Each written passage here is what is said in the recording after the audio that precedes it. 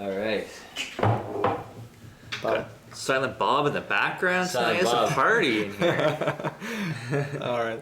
Hey, welcome to Super Social Club. I'm Jeremy. This is Whisky in the 6. I'm Rob. Welcome to the Whisky Rant Podcast. So I'm a little crusty, It's frustrating. and it's going to be a little bit of a rant. I don't understand it. I don't know why. Some sort of injustice. Anyway, end rant. Hello and welcome back to the Whisky Rant Podcast. I'm Jeremy. I'm Rob. And tonight we are joined by an esteemed guest, Sam, from Whiskey and SV, Whiskey in Silicon Valley. Thanks for joining us tonight. Thanks for having me. Really appreciate it. You brought some really cool whiskeys. Let's tell them what we got going on here.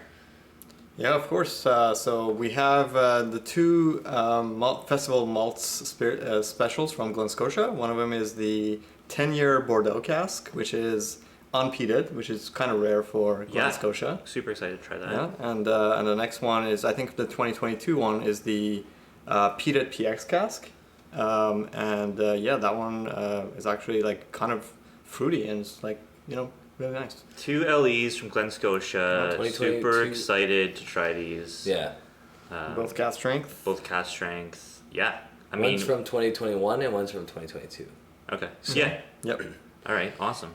And tonight we're talking about what type of whiskey drinker are you? So many little categories, so many inclinations about different types of people that drink whiskey, and I think we fall into all these different stages throughout our whiskey journey of like where we start, where we're at, little like niches here and there, little annoying things that you sometimes fall into.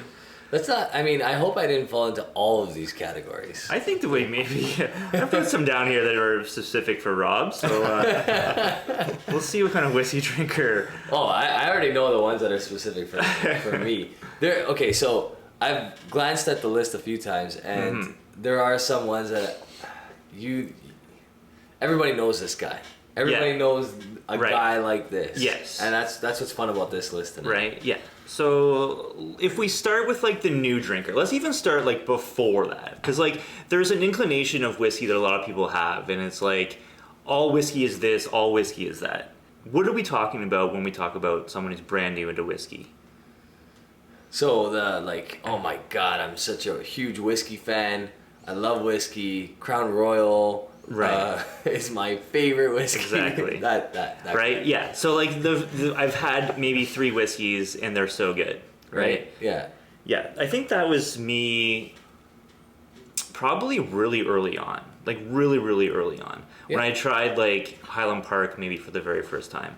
I was like, this is the best whiskey I've ever had. This will only be the best whiskey I've ever had. And I think a lot of people really early on in whiskey, they just like buy up a whole bunch of like one bottle that they think they're gonna love forever for the rest of their life, and then they really soonly realize that there's so much other stuff that they enjoy even more, and they got a stockpile of what they thought was great 3 months ago, and that was totally me. I think that happens in like every type of niche, like hobby / like collector type thing.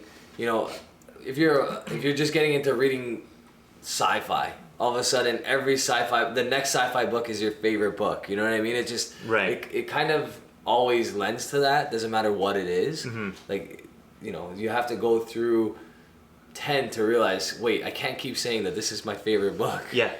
There's all kinds of stuff out there, and the next one's probably going to be really good too, so I just got to keep exploring. Yeah, and I don't know why it is, but there's this inclination that you have to like have this favorite when you start getting out instead of like exploring more. Well, like it's titled, it's the newbie mentality. The noob mentality. I think you missed one that's a pre-noob, and the pre-noob is whiskey is the only drink that doesn't make me feel bad. So that's whatever is the brown spirits is my favorite. Yeah, true. Yeah, exactly. Yeah. And there actually, you're right, because we did get ahead of ourselves. There's so many like pre-noob things. There's people who just like have an inclination of what they think whiskey is.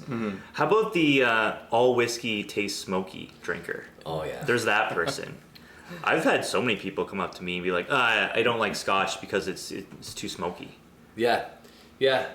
Every Scotch has to be peated. Right? Every Scotch is essentially like, take Johnny Walker Red. That is Scotch whiskey, right? That's what people think of when they think of Scotch. They think something like peated that's super harsh and not good.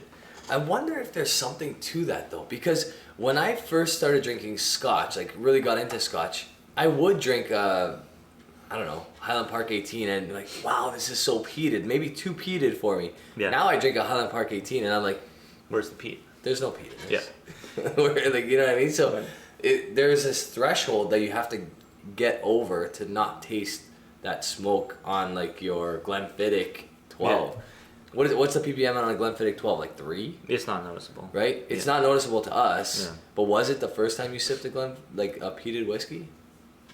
I mean, Or a Scotch in general? I don't know. I think I went really fast into like Ardbeg and Yeah, so you went hard and see I took Yeah. a longer journey to the peated side of things. Yeah. I don't know, what was your experience with that? Yeah, for the longest time it was like Glenlivet 12 or Glenfiddich 12. Right, yeah. Yeah, And so- you do get those like nuances of peat in like something as light as a Glenlivet or Glenfiddich 12 if you have the virgin palate, right? Yeah. Like the non-peated experienced palate. Yeah, and I think there's so many people that, you know, were shocked and when I told them that, you know, peated Scotch is really only a small percentage of total Scotch produced. You know, there's a whole world of unpeated Scotch whiskey out there that's up for the taking. And they're just like, what? I thought all Scotch was peated, Yeah, smoky. yeah. Yeah, the thing to that is I think I heard historically they used to dry that was the source of heat for producing Scotch whiskey. That's why that might have been like some truth to that at some point. Sure, yeah, at some point, Yeah. they always used peat. Yeah, and then, you know, electricity was invented. Right? And then they started drying like barley. No, I'm being facetious, but like you're right. That's I think traditionally and for the most part still in a lot of distilleries the way that they dry their barley. Yeah, they don't necessarily use gas-fired. Yeah. Now it's for Dry effect, method but it anymore, used to right? be the only way to do it. Right. Yeah. But I bet you there are still some that do it the old-fashioned way. Yeah. I wonder. Springbank. Actually. Springbank. There you Yeah. That's why they're still so damn good. Yeah, exactly. What about the all whiskey tastes the same drinker? Then this can go for really anything that you talk about. So this is not really your whiskey fan though. This is Yeah. your like I can't do Yeah. whiskey. Right. All whiskey tastes the same. It's all the same crap. This is So- me when it comes to tequila, by the way. That's what I'm saying, right? You can apply this to other things too. Yeah. Like all blank tastes the same to me. It's right? true, and it's unfortunately I think it has to do with experience, right? Because once you've had like a plethora of anything, you'll see like even a vodka you can differentiate. You know what I Sure. mean? I don't know. Really? Like I mean, kind of. Right? And a lot of people will be like, all vodka tastes the same. Yeah. Right? It tastes like almost nothing. It just Yeah. tastes like alcohol. I think burn. Sam would agree. Yeah. So it sounds like. Yeah. I'm still kind of there with bourbon, you know, because all bourbon kind of does still. And taste the You're in the right place. In bourbon, yeah. Because we kind of feel that way as A well. lot of people do think a lot of bourbons taste the same, and it is kind of true. I mean, the mash bill is the mash bill. You know, it's got to be 51% corn. Obviously, bourbons taste very, very different once you Yeah. get into it. Yeah. Yeah. But you're right. Like, you give someone a whiskey. You know, I've done it before, and I've like rattled off like a couple tasty notes. I'm like, "What do you taste?" And they're like, "Whiskey." Right? It's like it tastes like whiskey to me. Silent Bob in the background today, and myself, we work with a friend who says that all whiskey tastes like cologne. So she has no part in drinking. No, Yeah. And I'm getting a cologne note on this Glen Scotia 10. So I'm getting a good amount of cinnamon. I don't know if that's. Are you getting that as well? Oh yeah, this Glen Scotia 10 is very nice. There's a bit of cinnamon on that. It's nice. I mean, it's weird to get something unpeated. You know, this is like a Kalila experiment for me. So I thought that these were until I actually was sitting with you guys and read that it's from the Festival of Malts. But I thought that this was an exclusive to K&L's in California. So that's not the case. Yeah, that's not the case. It's like very much the Malts Festival. So was this distributed across the U.S. or did think so, California get most of it? I think it was probably across, yeah. But it was just in much less quantities. I mean, this one showed up at Costco as well. Okay. But So the Bordeaux did. Yeah. Yeah. And there's still quite a lot of McHale left, but this one kind of sold out pretty gone. quick. Yeah. And price wise, what are we talking here for price? They're about $80 plus taxes, so Okay. 90 US. Not bad. Yeah. Great yeah. price. For a Okay. cask strength. Yeah. Yeah. Right on. Let's continue on with types of whiskey drinker. Yeah, because we were just on like the first one or two, right? There's a long list here, guys. Strap in. One of my favorite phases of whiskey drinking, and that's when you've been bitten by the whiskey bug. This for me is the exploratory phase. It's when you really realize how special the spirit can be, and you're getting all these flavors out of it, and you just want to keep digging in and seeing how far the rabbit hole goes. Amazing time. I love that. A whiskey journey. Yeah, it's so cool. What's cool is I wish you can time capsule it almost, and that's kind of why I started the channel, because I wanted. But I wish I would have done the channel. I wish I would have started the channel 5 years earlier, when I really started getting into whiskey, because my collection was predominantly Canadian whiskey, and I'm a collector by like a creature that needs to collect. Like it's just whatever, for whatever reason, I hate not having lots of something that I like. And that's what I was doing with Canadian whiskey, and then I got into Scotch, and I started like trading all my Canadian whiskey for Scotch. Yeah. Right. So I was like, I feel bad for everybody in this space, because your wife, your significant other, will hate your guts. Because the money. They're just like flying out the door. And just bottles are coming in left, right, and center. Yeah. Sam, you remember a couple bottles that really kind of turned the page for you and kind of got you bit? Yeah? Yeah, for sure. Like the first one that really I was blown away was the Lafroig 10. And just because we were at my friend's, and I'd never tried anything like really that peaty, and he opened that, and the whole room started, it just took over the entire room. It's like you're at a campfire, and it's just so nice. And that really got me into starting to watch some YouTube videos, and then I started watching Ralphie, of course. And then went to down the whole rabbit hole. Yeah, the Lafroig will do that, right? Because the Lafroig is you're like, what the heck is this? Like, this is crazy. Like, nothing in this planet smells like Lafroig. Yeah. Right? It's out of control how different that Scotch is. For sure. Yeah. For sure. Yeah, Lafroig is crazy. I'm going off on a tangent in my brain right now, and that's only because a silent tangent. And no, I was just thinking right. So your family's here, but you're living in California, and a lot of our viewers, I would say, probably 30% of my viewers are from California. Yeah, huge whiskey drinking state. Yeah, probably because you can get such good stuff there, and for cheap, because the wine industry there keeps the taxes low on liquor. So it's much cheaper than most of the other states. I think it's the third cheapest state in the U.S. for taxes purposes and whiskey prices. It definitely shows, because when we shop in the U.S. or we used to shop pre-pandemic times all the time in the U.S. It was either Florida or California is where we're buying spirits from, right? Yeah. And I'm assuming that those two states probably have low alcohol tax. Yeah. Right? Yeah, for sure. And then the selection just comes along with that. I wonder why there's not more distilleries popping out of California. You would think coastal, southern U.S., the aging would be phenomenal. It's a good question. Maybe it's so dominated by, grape production that... Yeah. Spirits. The only one that I know that's kind of gaining some following is Redwood Empire. I've heard of that. Yeah. That's and they're doing mostly bourbon stuff. Yeah. You know what it probably is? Maybe the water, just getting natural water in California isn't necessarily ideal for distilling. That's probably true. I don't know. I mean, they're all using. But you think Northern California has mountains and stuff, right? So you think you would get maybe some spring water that would be solid up in the northern part. Yeah, it should be. I don't know. I wonder. Interesting. Maybe some people in the comments that live in California will know more than us. Yeah. What's the next on the category over here? All right, so we just got bit by the whiskey bug. We're in the exploratory phase, and now it's my budget is maxed, but I'm still buying more drinker.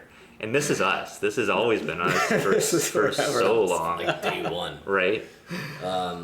I mean, I still do it. Yeah. I still do it. This is all right, I'm done buying for the month, and then you're like, well, this came up, and this came up, and this came up. Well, I gotta have it. Well, but it's you have to have it.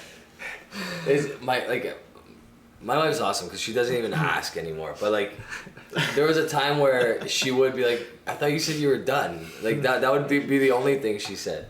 And I'd be like, yeah, but Springbank 15 or Springbank this as soon as I said a certain name, she'd be like, oh, okay.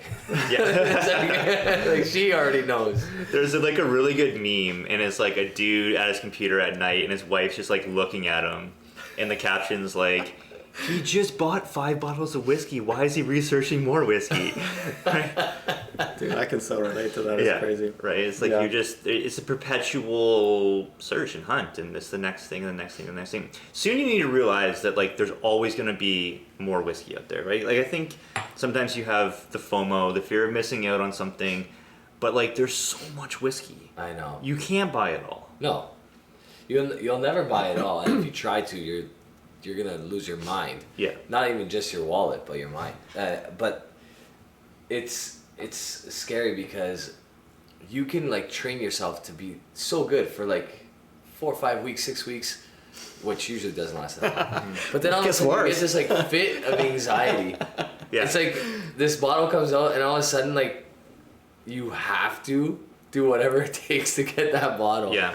I'm still guilty. Like Son and Bob can attest to this. Like how many times I say we're sitting in the back room eating our lunch, and I'm like, "There's no more. I can't buy another bottle. That's it. I'm done." Yeah. And like literally, within 30 minutes, I'm either buying another bottle or. Like, the thing about whiskey too, especially nowadays, is like you have maybe 1 minute to make a decision on something, right? Exactly. If something comes out, you jump at it or it's gone. Look at the LCBO recently. Buy now, think later. Exactly. Look at the LCBO recently with the stuff that's coming out, right? Think about what was the new Gold Spot, right? Yeah. The Gold Spot, the LCBO. It was up. They had a couple hundred bottles. You had maybe 5 minutes to purchase it, or it was gone. Yeah. And that's it. And that's a lot of the times you have to make split seconds decisions. And when it's something that's, limited, rare, popular, it's hard to back off, Yeah. And my problem is also like I usually have this rule where I say if it's something that's rare and I want to definitely open it, I want a backup. So that's right. It ends up costing double. Absolutely. Now you're speaking my language. Yeah. The backup, right? The backup. The backup gets you every time, man. That's where it's at. So I just think like, can I afford? Because like if I'm buying something, I just think, can I afford a backup? Because if I don't buy a backup, I don't know if I'm going to open it, and I don't want to be that guy that just like buys one and then puts it on shelf. Yeah. Yes. So it's got to be like 2 so I can open one, and I just double the price every time I look at a price. I'm like, okay, well, let's add tax and then multiply by 2. Can I afford it? Yeah, that's a great point. And we definitely know. Oh, here's one that I just thought of right now. The I never open my bottles drinker. Oh, that guy. We know that guy. We know that guy. It's partially me on some of my stuff. And it's like it's shitty because you're like you display all this amazing whiskey behind you, right? Yeah. And you're like, oh, how's that bottle? Don't know. I have no idea. I could explain to you know. what happened though, right? Because at some point I had to convince my wife that these are investments. Sure. Yes. And you're right. That is one thing about it. It's like you're never going to lose money on the bottle, right? You can always sell it for at least what you paid for it. So it's like. I mean, I'm not going to sell a single one, but it was just like a phase where I was just justifying that all this money that's being spent is investment. Yeah. Well, okay, so although I would buy 2 of each, there was a time where all the bottles behind me on Whiskey in a Six were all sealed. Mm-hmm. Remember that? And like the heat I got because of that, bro, it wasn't worth it. I'm like, no, gotta open it. Forget it. I'm just gonna open everything. Yeah. Forget it. Don't put it on a shelf at least if you're not opening. Right. I think that's the key, right? Yeah. Because you don't. I have this bar because I want people to feel like they can pick something and I will pour for them, no problem. Nice. You know, when I have people down here, that's what it's here for. You know what I mean? Yeah. When you have something sealed on there, it almost has like this like you're not invited kind of feel. Yes. Right? Right? Because it's like, oh, what's that? It's not open. Right. Like, oh, okay. Move along to something Right. else. Right. So I guess that like I'm not gonna be that guy that asks for the sealed bottle. You know what I mean? I'm not gonna be like I need that one. Yeah. But I'm definitely not gonna even like inquire about it if it's sealed. But you are super generous with your bottles, probably more than anyone else. Like when there's people here, you're like, guys, pick something out, anything you want. By the way, the stuff that I just had tonight, wow. Right? Yeah. Springbank. Right, like you're pouring Springbank Society releases, stuff that's, once it's gone kind of stuff. And that's Thank how you so much. generous my pleasure. Rob is. Honestly, I wish I could have the opportunity to have people here more often because I feel like a jerk not wanting to ship stuff out because it's such a hassle and I've gotten so sick of that game that whenever I have the opportunity to like pour things in-house for people, it's like perfect. Yeah. Awesome. I love Thank you that. so much. This is one that was for Rob and for me, I guess, too. It's the new crack every night drinker. Oh yeah. And we were talking off camera. Yeah. It's just so fun to crack new bottles, isn't it? It's like, it's the greatest thing. Especially when you're getting together with some people. So I'll let you speak to this first because... Yeah, I mean, like I've said it before on this podcast that if I had the capital, I would open a new bottle every single day. I just love it. I love trying new things, right? That's the whole thing. I just want to, when something comes in the mail, when you go to the store, you come home, you just want to crack it. You just want to open it up and try it. Try new things every single day. Every single day. Do you notice that you like something more the first time you tried it than if you go back to it? Depends. Yeah, sometimes that's the case. Sometimes they need time to open up. So I think like the first time actually I tried this, I didn't like it that much. Okay. But then really opened up, and I loved it. But yeah, for the most part, because I do have quite a large collection. Yeah. And I probably open about 40% of them. So by your standards, it's like pretty bad. No, but I'm basically listen, like 40% you probably can't get through in like the next 2 years. Basically, if you look, if you look at my Instagram, like it's mostly just fresh crack impressions, first impressions. Like that's like basically the only thing I have time for. So. Sure. Yeah, exactly, right? Yeah.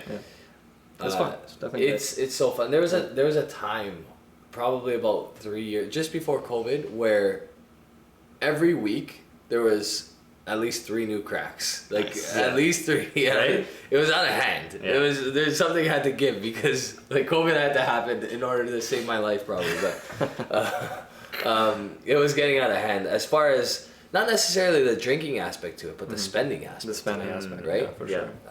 It was a lot. Yeah, it's like you have, 200 bottles open that you could choose from. But you're like, I don't want any of that. Yeah. And you always just like, what can I open now? Right? But how many times did you guys get a message from me and it was, oh my god, you got to try this bottle, it's fantastic. And then the second time I tried, like, okay, well, pump the brakes. It's not as good as I thought it was. That excitement died down. The dopamine is like now settled and I'm just trying this like a real person for the next time. And Yes, and that's like the reviewer in you too, right? Because like if something is hyped up, you already have this inclination that it's going to be good, and you really have to step back from like preconceived notions and just focus on the whiskey. Like, is it actually good? Yeah. That's why I like doing blinds, man. That's like, Yeah, exactly. And doing blinds is the best way to do that too. Yeah. I found that there's a little bit of a hack when it comes to blinds, though. I know this is another tangent and we don't probably have time for it, but when something is peated in a blind, it wins almost every time. It wins almost every time, even if it's not necessarily your favorite.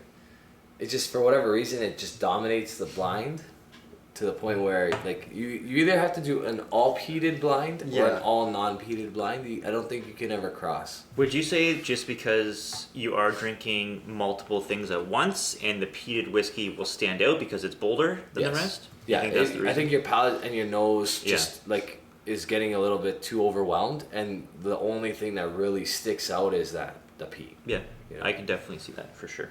Yeah, 100%. Next on the list, the I only drink blank whiskey drinker. This is like, the Macallan guy, the Ardbeg guy. Yeah. I only drink Johnny Walker. There's so many people that only drink Johnny Walker. Yeah. They've really put themselves in a box and really never venture out. Yeah. Do you know any guys like this? Yeah, a lot of them actually. Yeah, we have some in our group that are very much like only into specific brands and like that's it. Like and they're even within that brand they're like specifically like I only like this subset. Right. And, yeah. I think like for Scotch, it's maybe more of like a collector. Like I only collect this brand. They might venture out and drink other things here and there. Right. But they like Macallan is like right. Like I belong to a Facebook group of Macallan collectors. Like all they do is just collect Macallan. Right. So there's definitely lots of those subcategories of people who just like collect. I think I can like understand where some of these guys are coming from. Like from a cost point of view, if you trust a brand, you can drink it blind no matter what. You can buy it blind. Yeah. That's key, right? Like you can buy it without tasting it, knowing it's going to be good.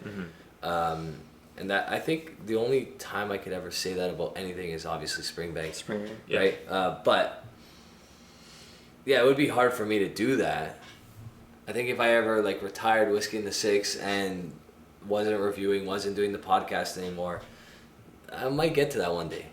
Yeah, it's never gonna be me because I just like exploring like so much different things. Like even like outside of whiskey too, like exploring different agave distillate stuff. You know, mezcals, tequilas, rums. Yes. Anything like there's so much good variations of spirits out there. Even like wine. Like I don't like wine. I don't drink wine, but if I'm with some people and they crack a bottle of wine, I'll try it. I would love to try it. Yeah. And I've had some exceptional wines, even though I don't like wine. Right. Yeah. Yeah, I get that. And yes, I would like to try different things, but to like go out, spend $300 on a bottle when we're not reviewing it, when we're not, like, it's tough. It becomes much more difficult. So I feel for, you know, Silent Bob in the background over there who we've influenced to spend all his side cash on whiskey. What about the whiskey specific subcategory only drinker? Like the I only drink bourbon kind of guy. I only drink Scotch kind of guy. Okay. Okay, here's a question. Okay, and I will. You Go tell ahead. me if this is true. Yeah. The Scotch guy will tend to try other things. He'll drink, like you said, your tequilas, mezcals, rums. You know, we've seen Ralphie review grappa. We've seen Roy review rums. We've seen like Scottish Scotch guys drink other stuff. Yeah. The bourbon dude doesn't do that. Yeah, and that was What is a my very good explanation? That was for gonna be my right? question. Yeah. Because Scotch has a lot of variety and a big range of tastes and aromas. Huge. But bourbon is like very prescribed, and it's like very specifically for the American palate, which is they just like sweet stuff. Yeah. Right. And, Okay, and it's very careful. prescribed. So Careful. You're treading. No, but he's got a point, right? Like even Jason from the Mash and Drum was on our channel not that long ago, and he said that they're trying to create new bourbons that literally are dessert. That's exactly what he said. Right. So there's truth to that. There's truth to the fact that they gravitate towards a very sweet spirit. Yeah. And bourbon is what gives them that. You know what I mean? And my question to you, which you've already answered, is a bourbon drinker more likely to venture outside of bourbon versus a Scotch drinker more likely to venture outside of Scotch? And I think that it's definitely the Scotch drinker for sure. is... I think you'd be hard-pressed to find a Scotch drinker who doesn't also have bourbons, world whiskeys, Canadian whiskeys, Irish whiskeys in their collection that they rotate through as well, whereas a bourbon drinker, you might only see bourbon in their collection. Well, for sure. And that's it. Yeah, I mean, 90% of their collection will be bourbon. One of my favorite things to watch on YouTube is bourbon channels trying to drink peated scotch and just cringing at it and just be like, ugh, it tastes like ashful, and just So like funny. hating it. It's always a good time. I found the best way to convert bourbon drinkers to Scotch drinkers though is to get them to drink cask strength sherried whiskeys. Yeah. That's like a good You're conversion getting point. the sweetness Yeah. there. Unpeated Yeah. cask strength. I feel like Irish whiskey is something that bourbon drinkers venture into more so than Scotch. Yeah, That's I true. think that's the easier transition. My thing with Irish whiskey, and I like it, there's some that I absolutely love, but I feel like it tastes younger for the age than versus Scotch. Like you're trying a 15-year-old Redbreast. Put that up against a Glenallachie 15-year-old. Blind and guess their age. I guarantee you're not guessing the same age, and I guarantee that the Irish whiskey is gonna come out younger, Yeah. right? It's just I don't know what it is, and I think I find that a little bit with bourbon as well, right? Yeah. I mean, the laws of bourbon restrict it to, new American oak charred, Yeah. 51% corn. And, most places, add a little bit of rye, maybe wheat. Yep. But for the most part, it's majority corn, and unless you're finishing it, you get very similar stuff. I think it's also just the fact that it has to be like a new oak, barrel, Sure. versus something that has had something in it and whatever. So it just Exactly, right? just dominates. I think You the know. biggest, and people are gonna hate me for saying this, but the biggest problem with bourbon is the corn. It's corn grain is just not that interesting. It's sweet. That's all it is. Yeah. It doesn't add nuance. It doesn't add complexity. It doesn't.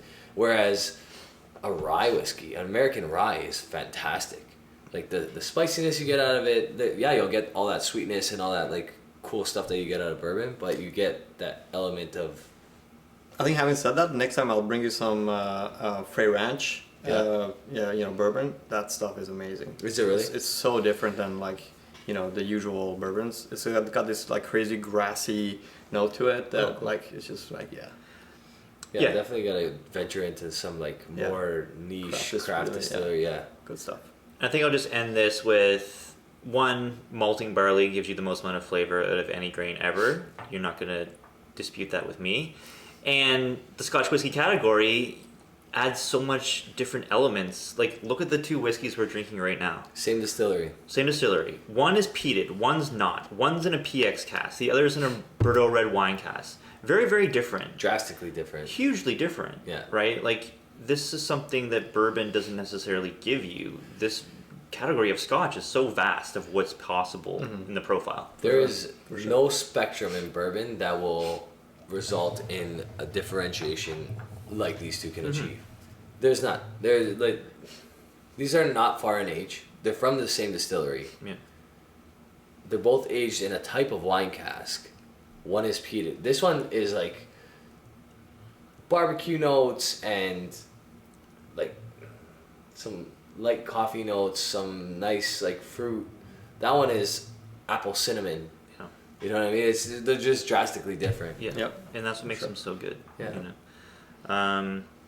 Well, since we just told everyone how it is, let's get to the next category: the know-it-all whiskey drinker. Let's be honest, no Right. bourbon guys are watching this channel, watching our stuff. The know-it-all whiskey drinker. Do we know this person? Have you met them before? The know-it-all. I think we've been that guy sometimes. Like earlier on, I feel like I tended to be that guy, and I'm so much. The more you know, the more you realize how little you know. You know what I mean? Yeah.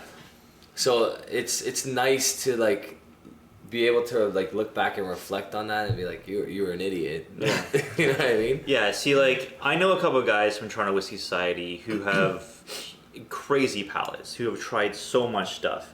And I feel like maybe they come off as more of a know-it-all drinker because they'll throw out references to, like, some independent bottling single cask that was, like, way better than whatever generic shit that we're drinking at the time. Right. Or they, like, they've been to the distillery, which we'll get to. That's another category coming up soon.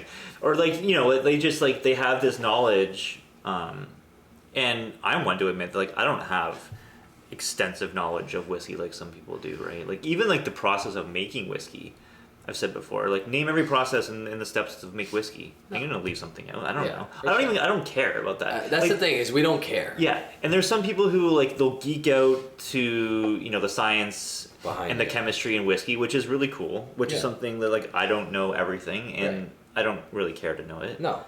But they can sound like they know everything when they drop shit, when they're talking like worm tub temperatures and stuff like that, right? It's the equivalent of, having to drive that big massive car. Yeah.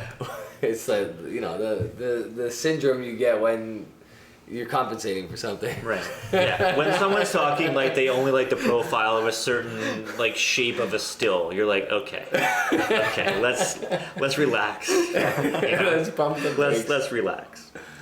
But yeah, that's where whiskey gets snobby, Are these types of guys prevalent in the U.S. right now? Are you finding this in Not so much on the science nerdy stuff, right? I think it's mostly on like, oh, I've tried every single like BTAC or for every single year, and Right, it's right, like more of that kind of like braggy. Sure. Like, I've tried all the Pat Beans. Yeah. Right. Yeah. None are Don't know good. too many science nerds. Yeah. Let's move on. Next category. Yeah. The baby pour drinker and the over pour drinker. Okay, so we have a subcategory to this one as well. You used to be both of these things. I used to be a too big pour. We used to say the Rob pour, The which raw pour. was It was a thing. an It was a over thing pour. on the, it was an over pour. But there's a difference between pouring your own whiskey and pouring someone else's whiskey. Well, I was pouring Bigger my ones. whiskey into other people's glasses, Which is fine. Right. So I the Italian way, like you got to give a little too much. Like they said that's enough when you gave them the 4th scoop of pasta. You got to give them 2 more. You're too skinny. Eat. Right. So it's the same. Like that's how I felt. But knowing what I know now, it's better to have smaller pours so you can try a bunch of different stuff. For sure. Right? A bunch of different bottles. So yeah, I think, and this is not true for everybody. It's not a blanket statement, but I do think you tend to be an over pourer when you're earlier on in your journey, and you tend to start like cutting down the pours as you get like a little bit more experienced. Sure. Sam, do you have experience with someone over pouring one of your bottles for themselves? No, I think like not particularly. I guess my friends are pretty like they're all probably the opposite. Like I actually like offer to open stuff for them and stuff, and they're all like super, Yeah. A lot of times it happens by accident, right? Like someone will like pour like ooh.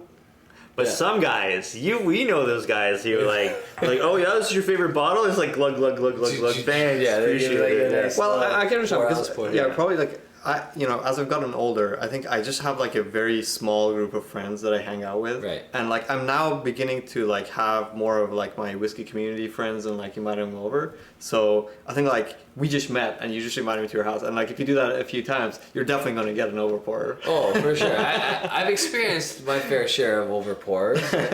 It's like at the end of the day, I put things on the bar that I'm okay to be without at one point. You know what I mean? Mm-hmm. So like if it's gonna happen, it's gonna happen. And early on, I used to be a little bit more careful about what I put on there. Now I just put everything. You know what I mean? Like it is what it is. It's a testament to your generosity. Well, I try. I mean, at the end of the day, it's not gonna happen to the point where like there's been a couple times where I just got a bottle. What if I got here and I just like poured like half of that? Yeah, I would cry inside. But I'd be like, sure, man, if you're gonna drink it, then no, you'd be snatching that glass and pouring it back into the bottle. You're like, no. What if I didn't drink it? It depends what it is. It really depends what it is. But I mean, obviously everybody has their limits, of course, right? But I don't know. All right, we've got one more, but before we get to it, let's talk about these Glen Scotias, because these are actually like drinking so well right now. What are you saying about these, Rob? Man, okay, so my first experience with the 10, I wasn't like wow over the moon, but tonight it's drinking really, really nicely. Yeah. Like I said, apple, cinnamon, nice like baking kind of spices I get out of that one. No peat, obviously. So I drank that one first because this one is pretty peated. I wonder what the ppm. Does it say what the ppm is on this? Good question. Then check. I'll add to the 10-year-old that I do get this like nice like candy cane kind of sweetness to it. Not I like get the mint. candy cane for sure. Yeah, it's like it's got some really nice sweetness to it. Yeah. It's weird to have a Glen Scotia without any peat, right? It's like it opens up other elements of the spirit that maybe you don't necessarily get because the peat's kind of like in the way of it. Yeah. Because it's so rare, I'm just gonna get a bunch of backup. I already I think have like 4 or 5 of these as backups. I'm gonna buy some more. It's one of those ones that like for the price, it's worth having. I think like so. you finish one, you crack another one, you throw it on the bar, right? Like it's that's really good. It's really, really good. Yeah, I think it's the first and only unpeated version they've done. Is it? Yeah. Okay, I didn't know that. Yeah. What's the ABV on it? 50 something. What is it? The ABV on the 10-year-old, we're looking at 56.1. 56.1. Yeah, up there. 56.1. Yeah, really. I mean, this is my second experience with it. So, if I had to score it tonight, that's a tough one. Mm-hmm. I'd probably go like 87, 88 though. Yeah.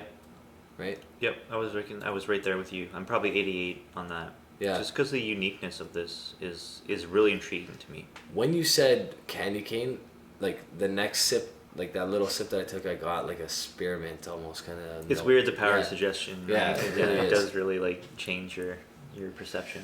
Or like even, you ever have that Trident or whatever like type gum, dentine, whatever. Yeah. Cinnamon kind of gum, and it has that like that's kind of what I get there. It reminds me of those little what is it, like circular mints that you get in like hotels, like the like cheap motels or something. Yeah. but in a nice way. I don't know. But in a good way, like not in an off-putting way. Yeah. Yeah, for sure. This peated one though, I mean, I obviously lean towards peat these days because it just I don't know, but I'm not necessarily getting a ton of PX. I wouldn't say that this is PX heavy. but it's delicious. You're right. The peat does dominate this for sure. And the PX, you'd expect all of this sweetness. It seems like a refill PX to me. It's more subtle. Does it say first fill? You know, the first time I had this, I thought it was actually like very, very peaty. But then like I had it next to a Lafroy in a blind, and I was like, whoa! Like and this feels like it's fruity. It's like not peaty at all. Yeah. So Yeah, it is a first fill barrel. It might not be for a very long time. Is it entirely? It's finished. It's only finished. It's Yeah. finished. So that'll explain that. yeah. Just so much going on with it though. It's not just a peat that's great Lots of about it. fruity stuff in it as well. It's Right? fruity, and it's like the finish lasts forever. Like it's a long finish. Something about this 8-year age statement whiskey is like there's something really special about like everything I've had that's labeled 8 years old has been really good. I can't think of one bad one. You're regretting not buying the Ardbeg 8-year-old from Kensington Wine Market. I do have for it. $8,000. Oh, that one, no. $1,000. What is this? It was like it was a single It's cask. an official bottling single cask Ardbeg at 8 years old for $900. Was it $850? It's like just under $1,000. That's crazy. It was absurd. It was absurd. Never seen such craziness ever. Apparently that's a real thing though. Like if you go to any store, that's what you're getting them for. So Wow. yeah, that's the unfortunate part. But this is delicious. I'm Okay. giving this one an 89 for sure. 89? Maybe even a 90. Wow. Oh wow. I really like this one. Now, see, I'm gonna score it less than a 10. Yeah. See, I'm like 86 and a half, 87 on the 8-year-old. I'm a point more on the 10. Wow. I don't know. I've been leaning towards There you go. heated stuff lately. So, There you go. Yeah. Do you want to throw scores for fun on these two? Sure. I mean, you guys like do very granular. I think my palate is still, very rough. So I would say I slightly prefer, I think, the peated one. Okay. And I scored them both between like an 8.5 and a 9. So Okay. pretty Yeah, much so we're all right there. Yeah. We're all like, Yeah. if you see them for, you said $80 before tax, 100% buy. Oh yeah. 100% buy these for that price. For sure. For And, sure. Yeah. I mean, if I can grab, when I go to the U.S., if I can grab one of these, I will for sure. 'Cause Yeah. Just to have a backup of that. Like, I mean, we can't get anything like this right now. You know? Yeah. Unfortunately, they're all limited, right? So I don't think you're going to be able to find this particular one anymore. Yeah. But, Probably not. Yeah. But yeah, I mean, Really Glen good. Scotia, obviously, we've had really good stuff from them, and they're known as, a great Campbelltown distillery. So I think they have another one of these coming that's a 12-year cask strength Oloroso. And that's Oh, I yeah. saw that today. So, yeah. I the saw that brown today. box. Yeah. it sounds I like it's definitely going to wanna be get that one. amazing. Can't imagine it not being great. Yeah. I find that Glen Scotia has improved in the last 3-4 years. I don't know if there's something to that. It doesn't make sense because these are older, obviously, than 3 or 4 years old. But something's changed Yeah. because I used to buy the 15 and the 18, and I was never a big fan until like Recently, that 18 from You marked 18 2021. more than the spring. Yeah, oh, yeah, Springbank 18. it smoked that Yeah. Springbank 18. Interesting. That was 2021, right? Yeah. Yeah, the that 2021 Glen Scotia 18 is a phenomenal. That pour. 2021 18 I found at Costco for like $110. Yeah. Wow. Amazing. That's a great deal. Yeah. That's All a great right, deal. the last category, and let me know if you fall into this category or if either of us have fallen into it at some point in time. It's the back in my day whiskey drinker. I think we're approaching that. We talk that way about price, right? That's the thing, because like we're super just young. price, right? We're super young as far as like how much time we spent with whiskey. Obviously, there's people who have been drinking it their entire lives. Yeah. Like Ralphie comes to mind, right? But we've already seen so much change from when we first started into whiskey to where we are now with price, with distilleries changing profiles. Right. We do say sometimes, like, back when, back in whenever, this was way different. This was way cheaper. This is way better, etc., etc. How about back 5 years ago when we were buying a case or two of Longrow Red for us and our buddies? Yeah. Like we could literally provide for all of our friends just by calling up one of our friends in another province and Right. saying, hey, can we get 2 cases of that Longrow Red? Yeah. Now nobody can do that. Right. I don't know anybody that can do that. And like I'm thinking back of like when we spoke with Ralphie on the podcast, and he was talking about buying Brora, back in the late '90s, early 2000s for pennies on the dollar. Yeah. Right, and like having it accessible everywhere. Like look at the guys who like were drinking Pappy Van Winkle back 10 years ago when you could get the 15 on the shelf for $75 or $65, whatever it was. Right? Like that was not that long ago. It's not long ago. That's at not all. that long ago. That's the scariest part is how many times I wonder how many times I walked past stuff like that. Stuff like Springbank, 12-year-old, 100 proof. Like how many times in our lifetime did we walk past those and not buy them? Just look at Weller. Right? Weller 12 on the shelf at the LCBO, $39.99, Yeah, it was dirt cheap. $45.99. The 107 was $35. Yeah, recently my buddy sent me a picture from the duty free in Detroit. You know how much a Weller 12 was? It's like 30.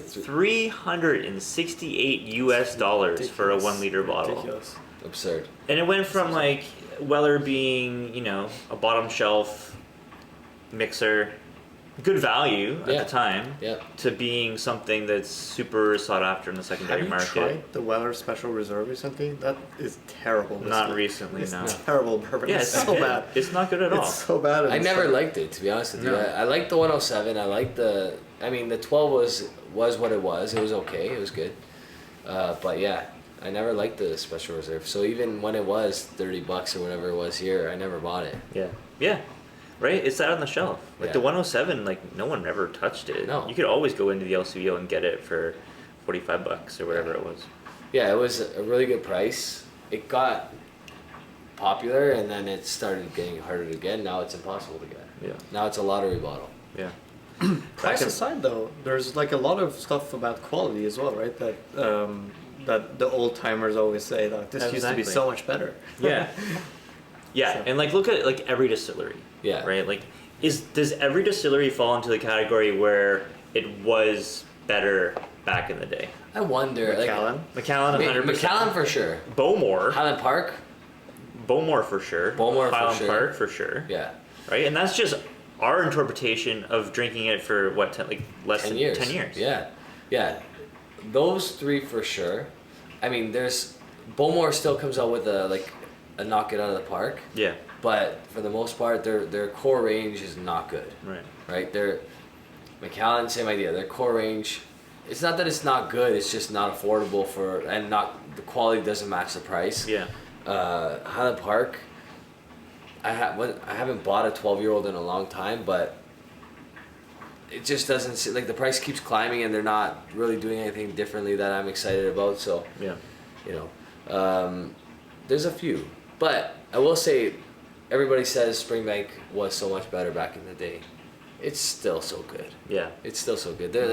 There's a lot of distilleries. Like, I have a funny feeling that there's some distilleries that are better now than they were 20 years ago. Yeah. Is Ben Romick better now than they were before? I think so. I remember trying Ben Romick 5 years ago, and I wasn't as big a fan. And I'm much more a fan now than I was before. Sure. Right? Yeah.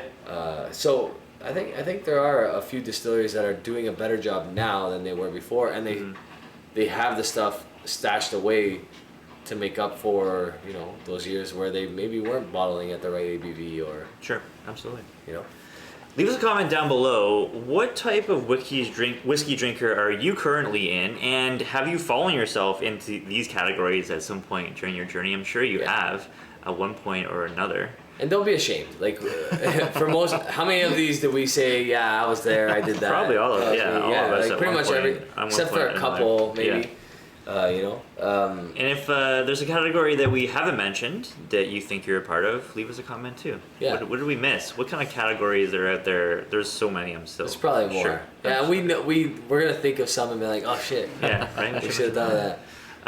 Sam, thanks so much for joining us Yeah, tonight. thanks so much for really having much me. appreciated. This was so much Yeah. fun. Yeah, A lot this of was fun. great. I look And- up to you guys, so it's been great. we love having you here, man. That's awesome. Thank you so much. Subscribe to the channel. It's Whiskey in SV, Whiskey in Silicon Valley. Yeah. You do really cool blind tastings and lots of stuff. So Thank you. just early in the days in the channel, but yeah. Thank you. Yeah, Yeah, and check a it lot. out. You're getting a lot of really great stuff, like stuff that we really like to drink as well. So, yeah, check it out. It's very cool. Link in the description down below, so go subscribe to that. And thanks so much for joining us, guys. Really much appreciated. Have a good one. Cheers. Everybody. Cheers.